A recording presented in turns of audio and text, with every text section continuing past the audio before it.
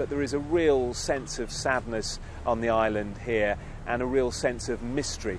How could anyone do something as appalling as this? Every year, thousands of people sign up and plan for trips all around the world in search of serene beaches and gentle palm-dotted shores and culture. Many get to go back home after a period of relaxation, except for these few who found themselves involved one way or another with the dangerous mafias and gangs, while on their vacations, leading to death. These are 7 tourists murdered by mafias. On camera, Hannah Witheridge and David Miller. CCTV showing British tourists Hannah Witheridge and David Miller in the early hours of the morning they were murdered has been released.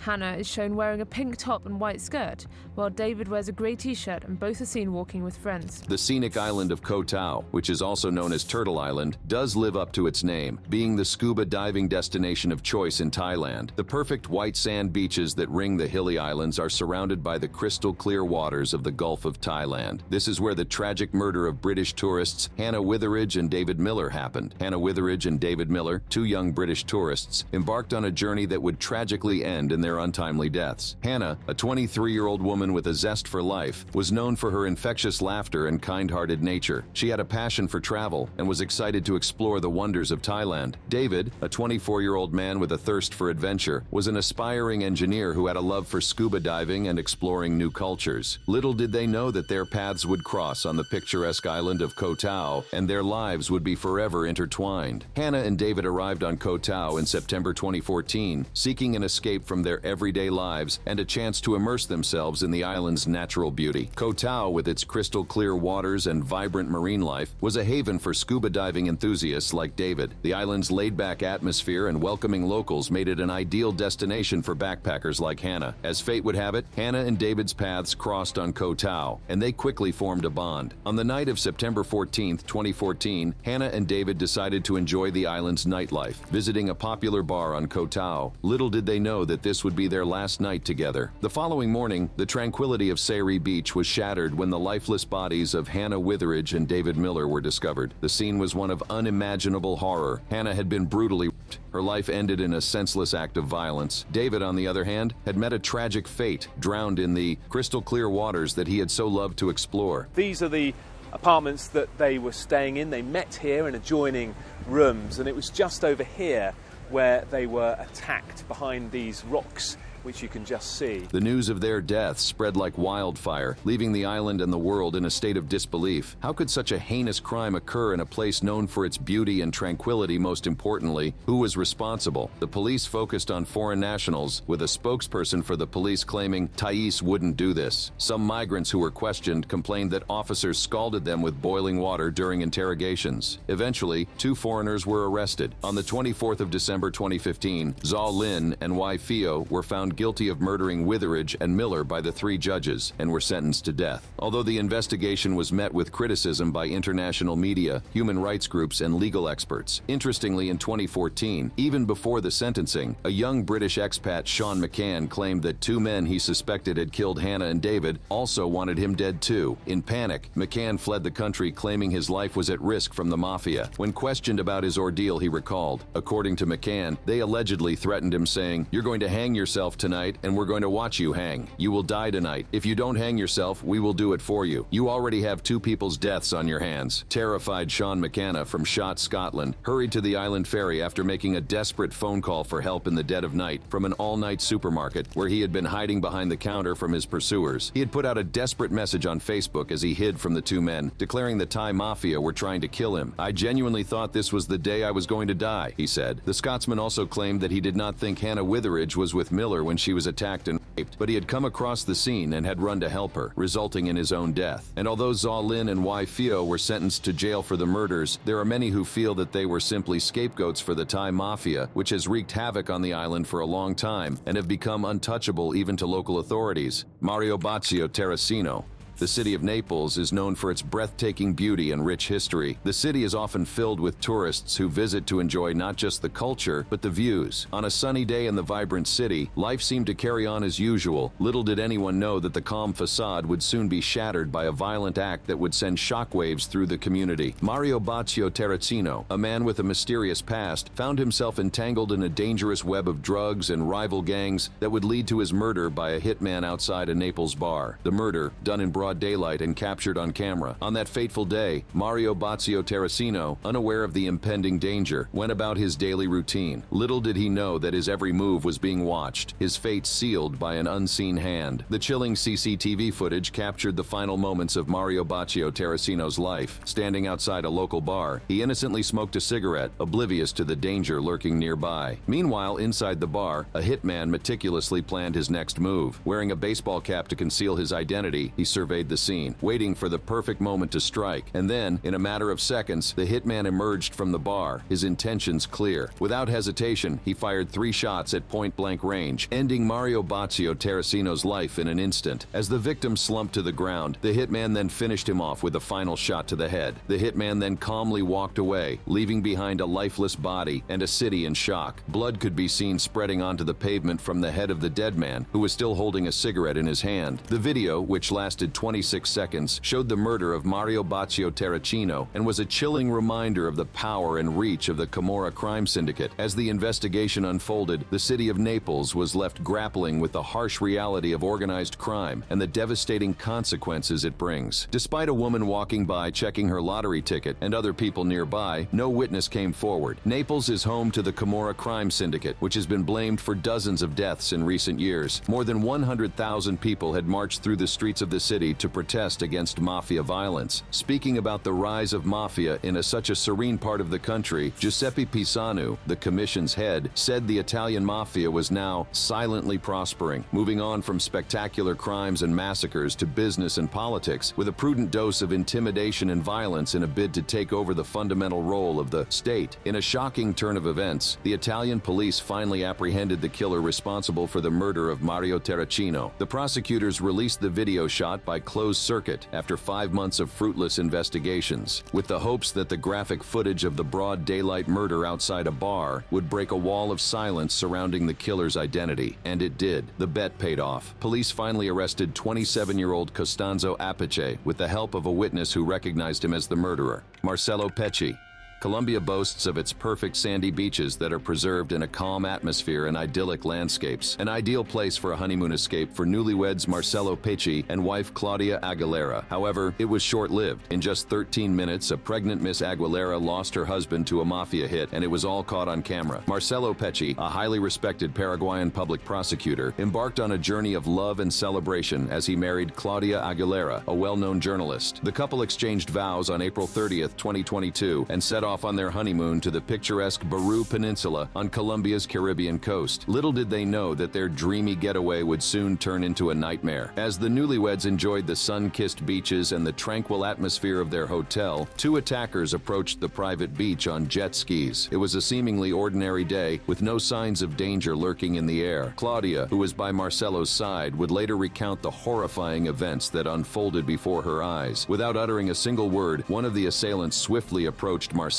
In a split second, he fired 2 shots, one striking him in the face and the other in the back. The sound of the gunshots shattered the peaceful ambiance, leaving everyone in shock and disbelief. Claudia, who watched the whole ordeal, was fortunately not physically harmed during the attack. However, the emotional scars would forever haunt her. Without saying a word, shot Marcello twice, once in the face and once in the back. She recounted the ordeal. The news of Marcello's tragic demise sent shockwaves through Paraguay and Colombia. The senseless act of violence not only robbed a loving husband of his life, but also deprived the world of a dedicated prosecutor who fearlessly fought against organized crime and drug trafficking. Marcello's commitment to justice and his unwavering determination had made him a formidable force in the legal arena. Just hours before the attack, Claudia had shared the joyous news of her pregnancy on social media. Little did she know that her world would be shattered, and her unborn child would never know the love and protection of their father. Her poignant words, "The final sunset in Baru, but we'll have millions more together," now serve as a heartbreaking reminder of the dreams that were cruelly snatched away. The killing of Marcello Pecci not only devastated his loved ones, but also sent shockwaves through Paraguay and Colombia. Colombian police offered a reward of 2 billion pesos for information leading to the capture of the attackers. Grainy CCTV images and an artist's impression shared by police showed one of the suspects wearing a black long-sleeve t-shirt, black shorts, and a Panama hat. Police said footage from the hotel revealed that the gunman had surveyed the hotel before carrying out the killing. Marta Lucia Ramirez, Ramirez, Colombia's vice president and foreign minister, tweeted absolute condemnation and repudiation of the murder of the Paraguayan prosecutor Marcelo Pecci in Cartagena. After learning of this unfortunate fact, the president has been in communication with the president of Paraguay to clarify in the shortest possible time this atrocious crime. Pecci, 45, had worked on several recent high-profile cases of contract killings in Paraguay. He notably led an investigation into the shooting of a drug trafficker, Marcos Rojas Mora, in a crowd of 20,000 people at a music festival in the town of San Bernardino in January. A bystander, Cristina Vida Aranda, a well-known social media influencer, was also killed in that attack.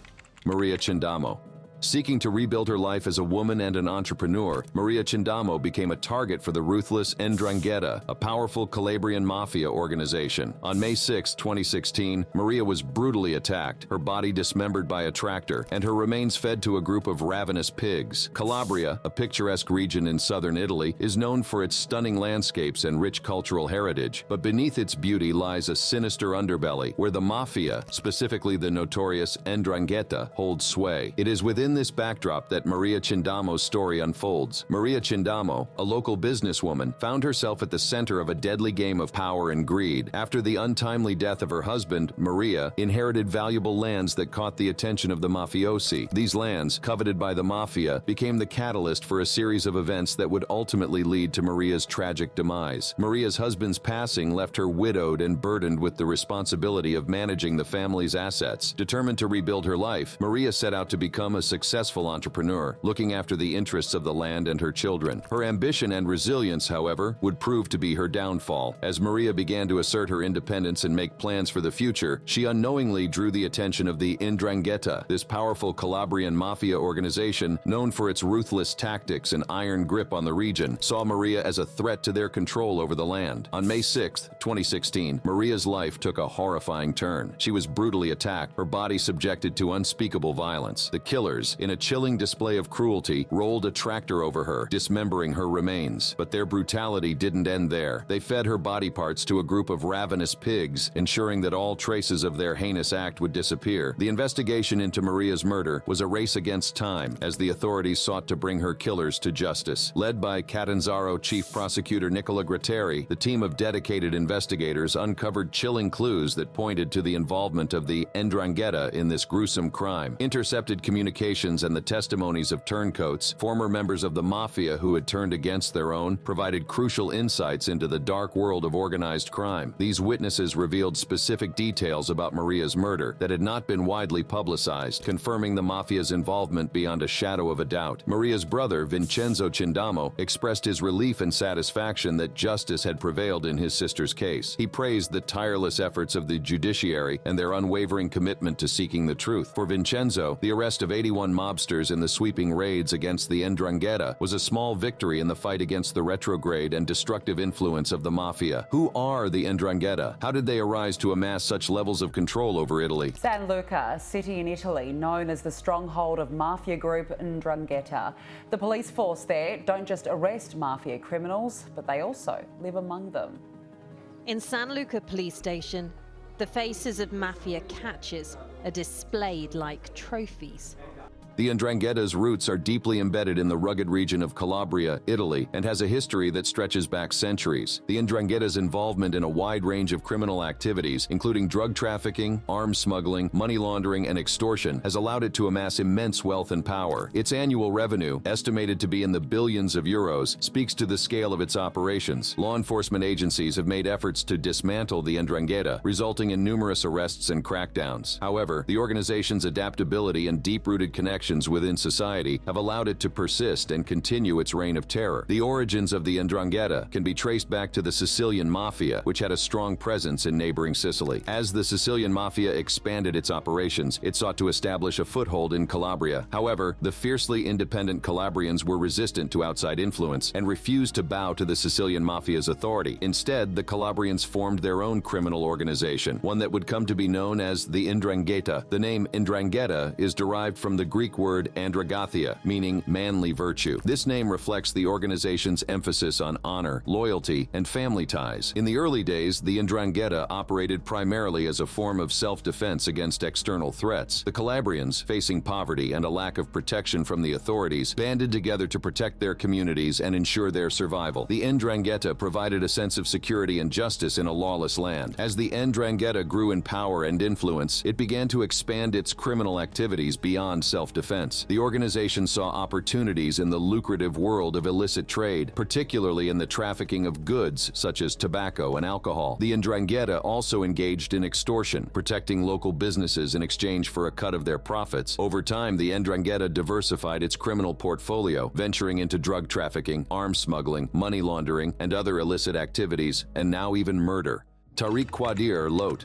In a neighborhood in Puerto Rico made famous by the global hit song Despacito, 3 tourists seeking adventure and relaxation found themselves in the midst of a nightmare. It was a sunny afternoon on the picturesque streets of the La Perla neighborhood in Puerto Rico. This vibrant community, known for its colorful houses and breathtaking ocean views, had become a popular tourist destination after being featured in the music video for the chart-topping song Despacito. Visitors from all over the world flocked to this area, eager to experience the magic captured in the music video. On that fateful day, 3 tourists, Carlos Sanchez Brown and Wallace Alonso Florence, both from South Carolina, and Jackson Tremaine from Georgia, were exploring the neighborhood, immersing themselves in the local culture and taking in the sights and sounds. The attack happened at around 4 a.m. in La Perla when Carlos Sanchez, 39, from South Carolina, began recording a hamburger stand with his phone and was asked by the owner to stop filming and leave. The trio disregarded the warnings from locals, and minutes later an unidentified man attacked Florence with a blow to the head, according to local security commissioner Jose Juan Garcia. The 3 tourists took off running and were pursued by a group of men. As they approached the Museo de San Juan just outside of La Perla, the man assaulted the trio again with a knife. He stabbed Brown in the left forearm, then stabbed Tremaine 6 times in the chest, abdomen, arm, and back. Brown and Tremaine were both transported to a local hospital where they were in critical condition. Florence didn't need medical attention while Tremaine and Brown were transported by ambulance to a nearby hospital. The 2 men remained hospitalized until morning, but no reports about their health were made public. La Perla neighborhood is known for its touristic beaches and nightlife, but also for being one of the biggest areas for buying illegal drugs on the island. For years, La Perla, a place where tightly packed homes and narrow streets create a labyrinth of illegal activities. But what lies beyond its colonial walls and cobblestones is a retail drug bazaar. In 2011, U.S. federal agents and Puerto Rican police stormed through its crooked streets, breaking down doors and rousting people from their sleep. The arrests made during this operation sent shockwaves throughout the island, exposing a web of drug trafficking that reached far beyond the slum's borders. Nearly 70 people had been arrested on drug and weapons charges, and several dozen more were being sought, said Javier Peña, special agent in charge of the Caribbean Division of the U.S. Drug Enforcement Administration. The area boasted of a clean neighborhood for almost a decade, until tourist, 24-year-old Tariq Qadir Lot of Delaware, was killed and set on fire after receiving a similar warning against taking photos in the neighborhood. Just 1 year before the attack on the 3 tourists, it all began on a seemingly ordinary day in Puerto Rico. Tariq Lot, a 24-year-old tourist from Delaware, and his friend James Jackson decided to explore the vibrant streets of the island. Little did they know that their adventure would take a dark and dangerous turn. As Tariq and James ventured into the heart of Puerto Rico, they found themselves drawn to the allure of La Perla, the coastal shantytown also well known for its vibrant culture. In their pursuit of an adrenaline rush, Tariq and James found themselves in the middle of an alleged drug deal where they tried to take photographs. However, the situation quickly escalated when Tariq and James made a fatal mistake. Ignoring the warnings of the locals, they attempted to capture the essence of La Perla through photographs. This act of defiance would prove to be their undoing. The group of individuals who had engaged in the drug transaction became enraged by Tariq and James's disregard for their warnings. In a fit of rage, they launched a brutal attack on the unsuspecting tourists. Tariq and James were subjected to a horrifying assault, with the assailants using an exercise weight, a piece of wood, and even a deep fryer as weapons. The level of violence inflicted upon them was beyond comprehension, leaving them battered and broken. Miraculously, James managed to escape the clutches of their attackers, fleeing for his life. He was later found and rushed to the hospital, where he received medical attention for his injuries. But for Tariq, there would be no escape from the nightmare that had unfolded. The following day, authorities made a gruesome discovery in the town of Vega Baja. Tariq's badly burned body was found, a stark reminder of the brutality he had endured. The community was left in shock and mourning, grappling with the senseless loss of a young life. Billy Wallace,